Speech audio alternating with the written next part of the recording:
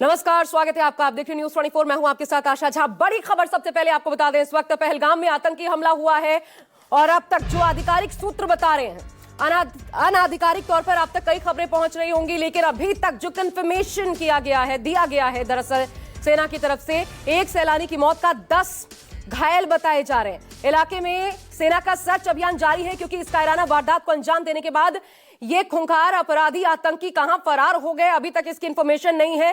कायराना हरकत इस लिहाज से भी आप समझ सकते हैं कि बाकायदा सेना की वर्दी में घुसकर इन्होंने निहत्थों पर गोलियां बरसाई। सेना की वर्दी पहनकर ये कायराना वारदात जिन्होंने अंजाम दिया, ये आतंकी, और इन्होंने ताबड़तोड़ लगभग 40 राउंड फायरिंग बताई जा रही है जो इनकी तरफ से की गई। और इसमें जो अभी तक कंफर्म्ड जो खबरें सामने आ रही हैं, हालांकि जाहिर तौर पर यह बहुत बड़ी घटना है और आंकड़ा अभी बढ़कर सामने आना बाकी है, लेकिन क्योंकि न्यूज़ 24 आप तक जो कुछ अभी तक कंफर्म किया गया है सेना की तरफ से, हम आप तक वही जानकारी पहुंचाना चाहते हैं। इसमें कोई लाग लपेट नहीं, इसलिए जो सेना की तरफ से जानकारी है, एक सैलानी की मौत, 10 सैलानियों के घायल होने की खबर है। लेकिन उसके बाद मूवमेंट जो है वो आप देख सकते हैं, चप्पे चप्पे की निगरानी की जा रही है।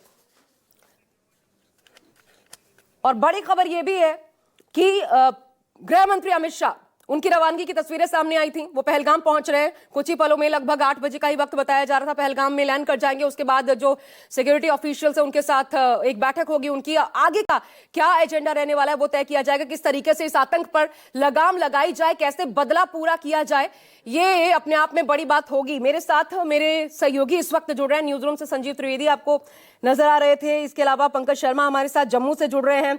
संजीव, पहले तो मैं आपके पास आना चाहती हूं क्योंकि टीआरएफ की तरफ से इस हमले की द रेजिस्टेंस फोर्स जिम्मेदारी भी ले ली गई है, लेकिन जिस तरीके से आतंक की कमर तोड़ने का काम किया गया है पिछले कुछ समय में, जम्मू कश्मीर के भीतर 92% आतंकी घटनाओं में कमी आई सदन के भीतर, यह खुद गृह मंत्री अमित शाह ने कहा था। उसके बाद पर्यटकों पर इस प्रकार का यह हमला, यह क्या बताता है, क्या सिचुएशन है घाटी की? देखिए, इतनी बड़ी तादाद में पहलगाम में उस जगह पर पर्यटकों की मौजूदगी इस बात को साबित करती है कि पिछले कुछ सालों में ये विश्वास बन गया था कि कश्मीर अब उस तरह से रहा नहीं, कश्मीर में जाया जा सकता है। पर्यटन के लिए एक धरती का स्वर्ग जिस जगह को कही जाती है, उस जगह पर जाना अब बहुत ज़्यादा मुश्किल नहीं है, डरने की बात नहीं है। जब चुनाव हुए थे पीछे, उस वक्त भी इस तरह की सोच थी, लेकिन हमने खुद जाकर के वहाँ इलेक्शंस कवर की थी और पाया था कि बहुत महफूज है वहाँ पर ये वातावरण।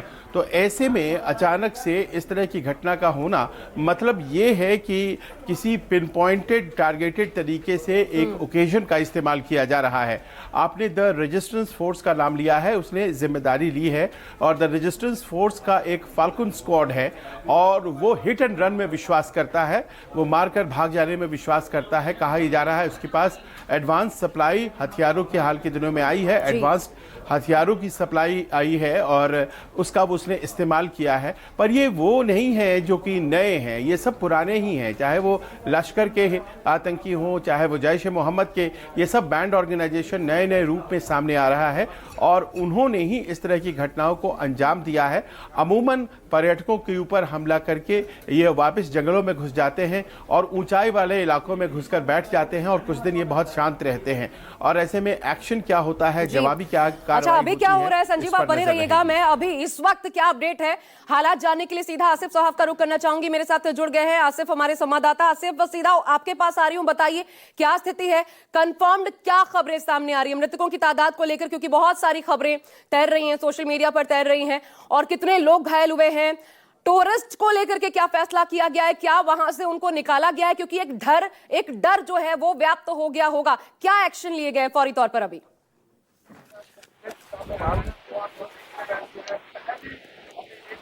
देखिए, औपचारिक रूप से तो कोई भी जानकारी घायलों या मृतकों के बारे में नहीं दी गई है, लेकिन जो हमने टॉप सोर्सेज से बात की है, चाहे एडमिनिस्ट्रेशन में हो, पुलिस में हो, आर्मी में हो, हर जगह हमने बात की और हमें पता चला है कि 27 लोग जो है वो इस हमले में मारे जा चुके हैं और कई लोग घायल हैं, जिसमें से भी कुछ लोगों की हालत गंभीर बनी हुई है। मृतकों में न केवल टूरिस्ट्स है बल्कि कुछ फॉरेन टूरिस्ट्स भी है, एक इजरायली और एक ईरानियन की भी बात कही जा रही है। साथ ही साथ इंडियन नेवी का एक अफसर भी बताया जा रहा है जो मारा गया है इस आतंकी हमले में, जो पर्यटक के साथ मौजूद था यहाँ पे। और इस हमले के बाद जिस प्रकार से टूरिस्टों को सेव करने के लिए, सुरक्षित रखने के लिए पहलगाम को तुरंत खाली करा दिया गया,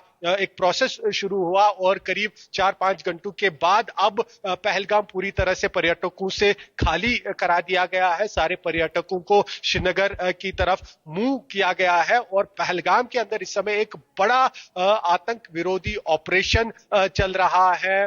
सेना, सुरक्षा बल, paramilitary forces, Jammu Kashmir police के स्पेशल दस्ते सभी इस ऑपरेशन में यहां पर मौजूद है और कोशिश की जा रही है कि जिन आतंकियों ने इस हमले को अंजाम दिया है, जिनकी तादाद 4 से 6 बताई जा रही है, उन आतंकियों तक जल्द से जल्द पहुंचा जा सके। गृह मंत्री कब तक पहुंच सकते हैं, क्या जानकारी है आसिफ? उसके बाद क्या एक्शन रहेगा उनका?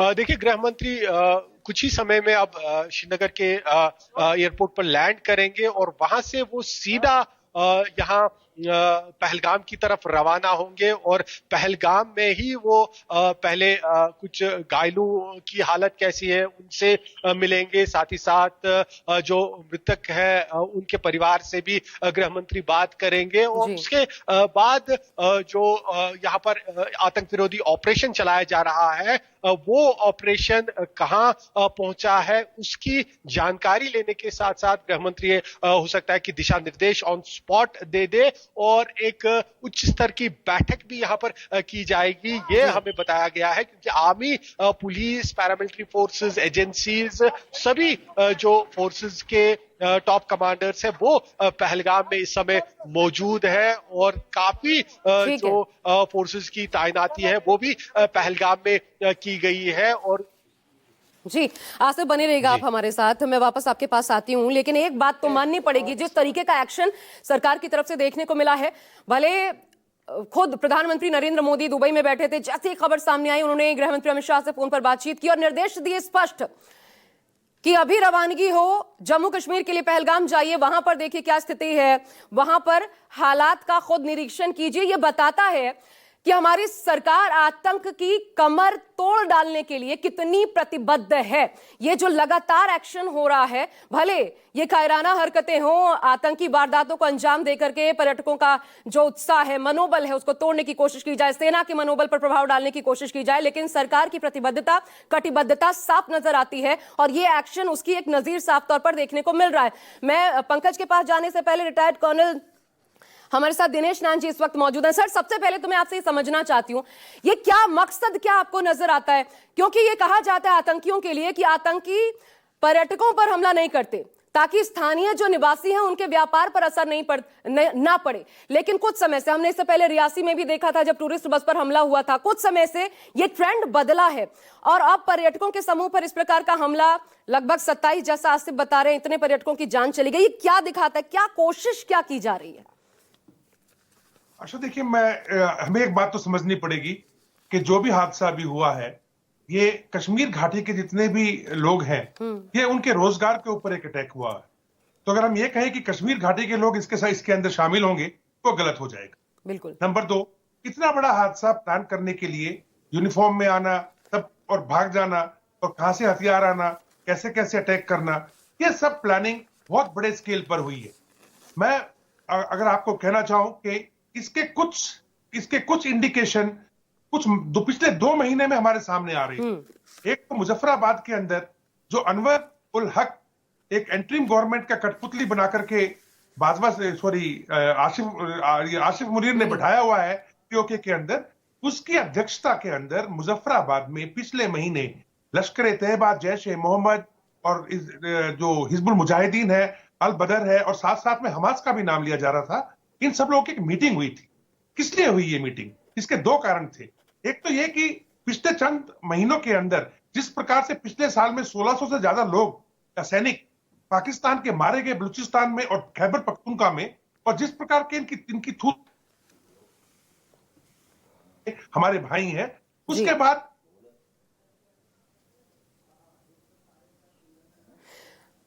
आपसे कनेक्शन टूट गया है सर, संपर्क टूट गया है, ब्रेक हो गई है आपकी वॉइस भी। मैं वापस आपसे जुड़ती हूं, उसके बाद इसको प्लीज कंटिन्यू कीजिएगा, क्योंकि ये जो समझना है आखिर मकसद इनका क्या है, ये बहुत जी। अब आप हम सर, मेरी आवाज मिल रही है तो प्लीज कंटिन्यू करिए। हाँ, तो मैं ये कह रहा था कि इसके पीछे आसिफ मुनीर के खुद की जो सेना है, उसके काफी संख्या में लोगों ने चिट्ठी तक लिखी कि आपके कारण हमारी छवि खराब हो रही है। इन सब का ध्यान बटाने के लिए आसिफ मुनीर ने अभी 3 दिन या 4 दिन पहले अपनी स्टैब्लिशमेंट के कुछ लोगों के साथ में जब वो एक लेक्चर दे रहे थे, तो कहा कि कश्मीर हमारी जगलर वेन है और हम इसे कभी नहीं भूल सकते, हम इसे भारत से लेंगे।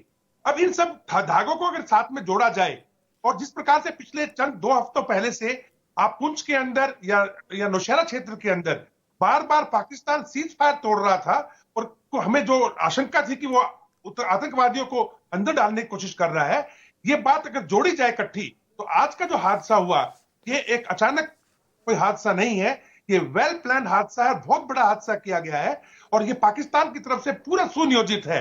देखिए, अगर आपका मैं ध्यान बताऊं तो हाफिज सईद लश्कर-ए-तैयबा का जो था, वो पाकिस्तान ऑक्यूपाइड कश्मीर के कोटली के पास अपने भांजे के साथ जब जा रहा था, या कताल को मारा गया अज्ञात लोगों ने, और साथ में कहा गया कि हाफिज सईद को भी गोली लगी है। अब सोचिएगा, हाफिज सईद पीओके में सिर्फ 2 हफ्ते पहले क्या कर रहा था, क्यों ये लोग इतना घूम रहे थे यहाँ पे?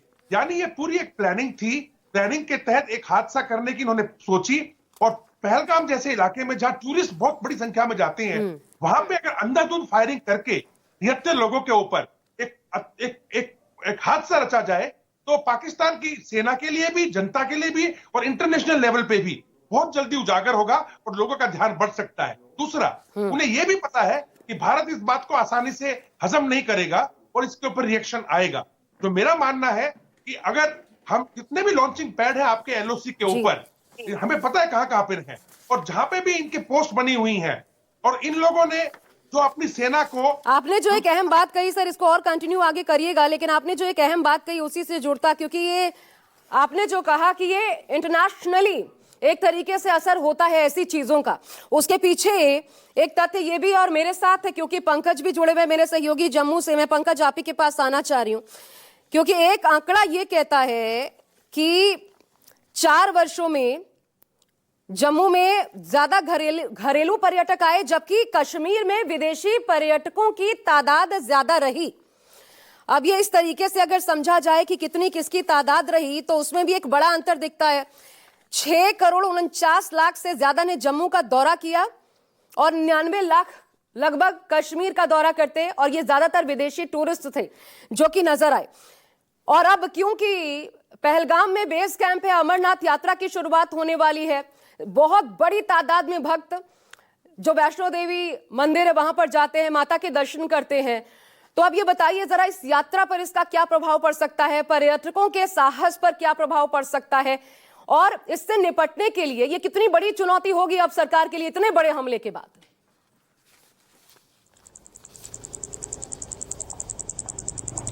बिल्कुल, देखिए कि रियासी में हमने देखा था कि कैसे जो शिवखोड़ी से यात्री आ रहे थे, आतंकियों ने एक साजिश के तहत, क्योंकि पहले रैकी की थी, उसके बाद आतंकी हमले को अंजाम दिया।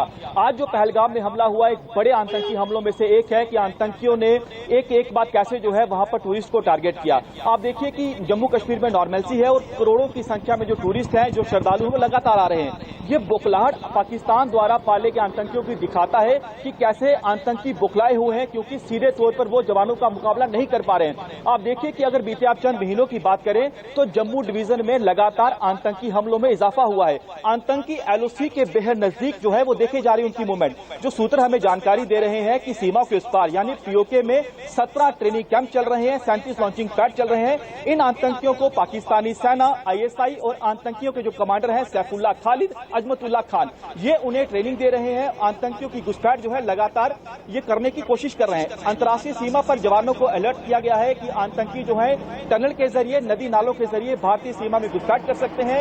एलओसी के पर क्योंकि बर्फ पिघलना शुरू हो चुकी है, आतंकियों की मूवमेंट वहां पर देखी जा रही है, जवानों को अलर्ट रहने के निर्देश दिए जा रहे हैं। आप देखिए कि जब आतंकी घुसपैठ करते हैं तो वो उन्हीं ट्रेडिशनल रूट्स का इस्तेमाल कर रहे हैं। जब 90 के दशक में पीक पे मिलिटेंसी होती थी, आतंकी यहीं से होते हुए कश्मीर घाटी दाखिल होते थे। लेकिन क्योंकि अभी आपको बता दें कि पहलगाम में जिस जगह पर आतंकियों ने अपनी कायराना हरकत को अंजाम दिया है, वहां पर सुरक्षा बलों के लिए चुनौतियां बेहद ज्यादा है। सबसे बड़ी चुनौती है घना जंगल, और घने जंगल के बीचों बीच कई हाइडआउट्स होते हैं। हाइडआउट्स कहा जाता है उन गुफाओं को जिनका इस्तेमाल आतंकी करते हैं ताकि हमारे बहादुर जवानों की निगाहों से बच सकें।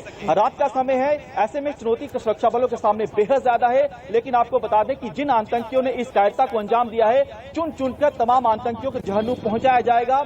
और लगातार हम देख रहे हैं कि चाहे वो किश्तवाड़ हो, डोडा हो, कठुआ हो, पुंछ हो, राजौरी हो, वहां पर आतंकियों की मौजूदगी देखी जा रही है।